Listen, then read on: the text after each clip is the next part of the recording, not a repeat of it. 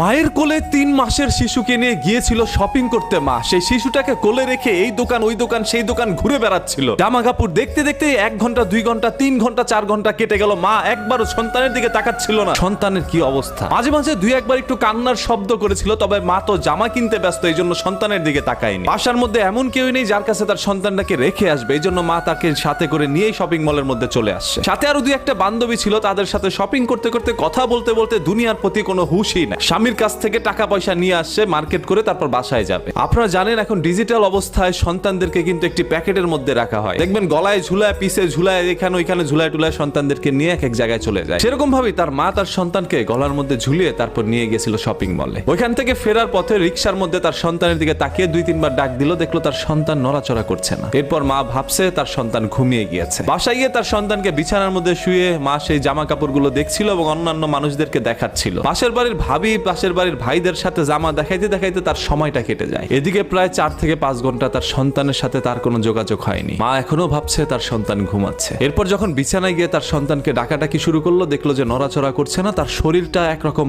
ঠান্ডা হয়ে আছে, যেন মনেই হচ্ছে ফ্রিজ থেকে কোনো বরফ নিয়ে আসছে। যখন হাত দিয়ে দেখলো শরীর এত ঠান্ডা, তখন মার ভিতর থেকে একরকম কাঁপুনি দিয়ে ওঠে। মার আর বোঝার বাকি নেই সন্তান এই পৃথিবীতে নেই। সেই সন্তান সেই শপিং মলে থাকা অবস্থায় এই দুনিয়া থেকে চলে গিয়েছিল। তার কাছে তার শপিংটাই বড় হয়ে গিয়েছিল। সেই শপিং করা অবস্থা